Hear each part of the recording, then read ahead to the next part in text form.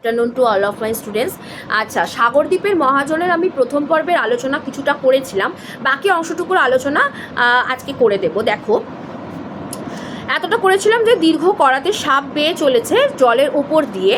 পরের অংশটুকুতে আছে সুন্দরবনের মধ্যরাত্রির শব্দ বড় ভয়ঙ্কর, কেউ আচরানির শব্দ, জঙ্গল জোড়া গভীর তানের ঝিঝির ডাক, মাঝে মাঝে বন মোরগের চিৎকার, শিয়াল খট্টাসের ডাক, পাখিদের কলকাকলি, হনুমান বাঁদরের চিৎকার, বাঘের গর্জন, গোসাপের ছটফট শব্দ আর কোনো আক্রান্ত পশুর ভয়ঙ্কর আর্তচিৎকার।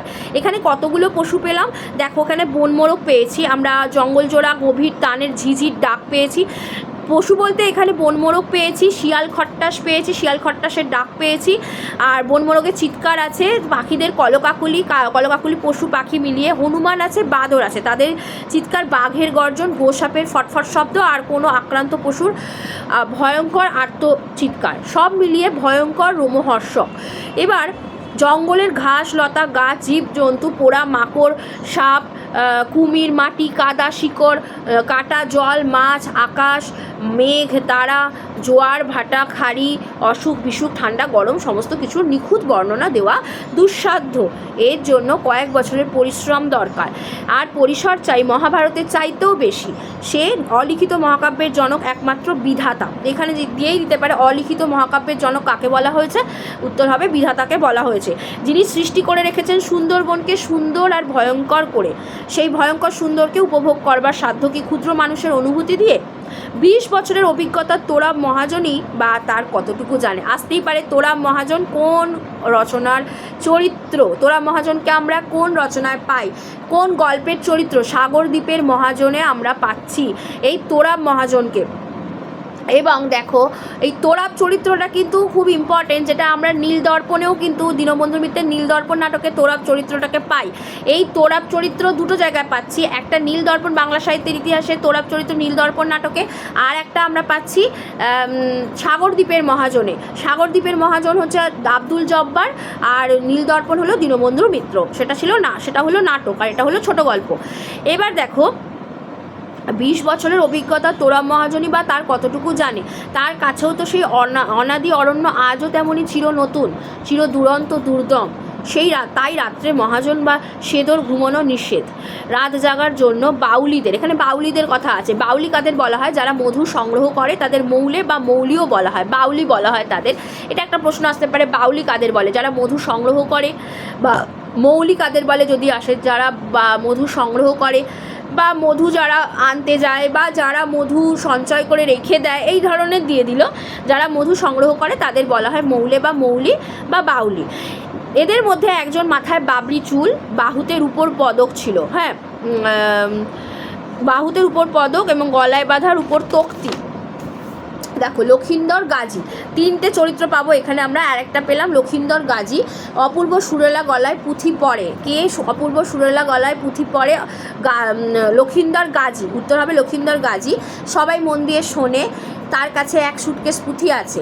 কাসাসল আম্বিয়া, হাতেমতাই, জঙ্গে শাহানামা, জঙ্গে বদর, জঙ্গে অহদ, খয়রল হাসার, গোলশানের রুম কেচ্ছায় দিলখোশ। এই কত রকমের পুঁথি, এই পুঁথিগুলো কত ধরনের পুঁথি আছে? দুটো পুঁথির নাম দিয়ে দিল, যেগুলো কি হাতেমতাই কি এক ধরনের, হাতেমতাই কি যদি দিয়ে দেয় উত্তর হবে এক ধরনের পুঁথি। বই, পুঁথি বা অন্য কিছু দিয়ে দিল, গান বা হয়তো গ্রন্থ, এরকম ধরনের কিছু দিয়ে দিল, কিন্তু হবে পুঁথি।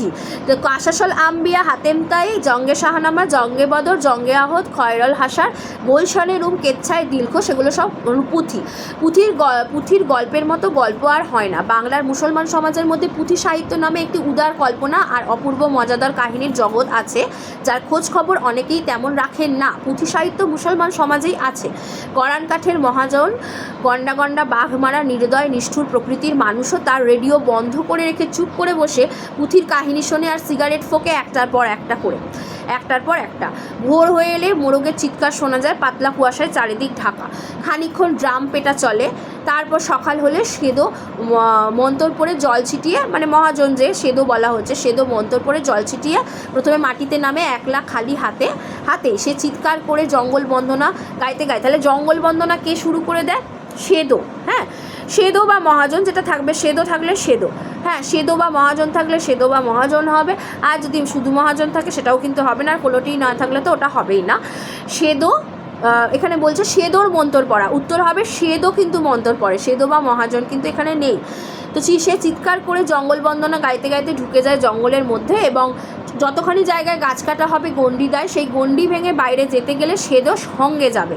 অবশ্য মহাজন নিজে যদি হরিণ শিকারে যায়, সেদো অর্জুন কয়াল গাইছে। সেদোর নাম কি ছিল? অর্জুন কয়াল। সে কি গান গেয়েছিল? এমনও আসতে পারে যে গানটা শোনো আগে, বনদেবী মা তোমার ভরসায় এলাম মাগো যেন বাঘে ছোঁয়ে না, জঙ্গল দেবী মা তোমার কোলে এলাম মাগো যেন কালে কাটে না, রায় দক্ষিণা রায় চোখের মণি উপড়ে দেবো যেন বহর বেঁচে যায়, বদর গাজী বাপ কেউটে কুমার বাঘ ভালু যেন করতে পারি সাফ, আর বনদেবী মা মাগো মা। এইরকম যদি দেয় যে বনদেবী মা তোমার ভরসা এলাম মাগো যেন বাঘে ছোঁয় না, জঙ্গল দেবী মা, এটি কার গাওয়া? এটা কোথায় আছে, কোন রচনার অংশ? এটা কিন্তু আব্দুল জব্বারের সাগরদ্বীপের মহাজনের অন্তর্গত, এবং এটা অর্জুন কয়ালের মুখে গাওয়া গান, এবং অর্জুন কয়াল গেয়েছে গানটা।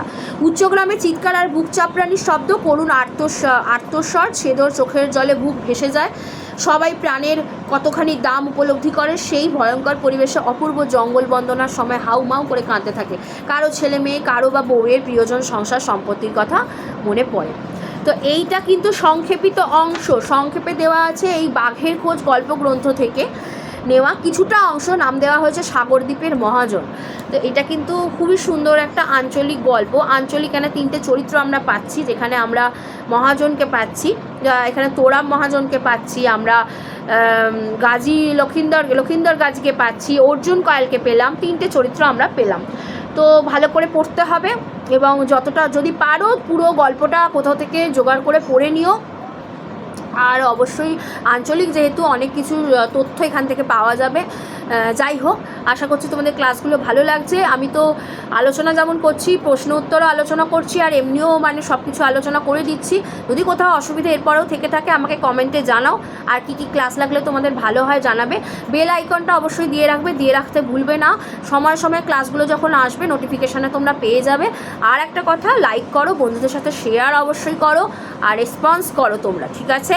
আজকে সাবস্ক্রাইব করো চ্যানেল, অবশ্যই চ্যানেল সাবস্ক্রাইব করো, সাবস্ক্রাইবের জন্য সকলকে বলো থ্যাংক ইউ সো মাচ। আজকের ক্লাস এই পর্যন্তই, থ্যাংক ইউ।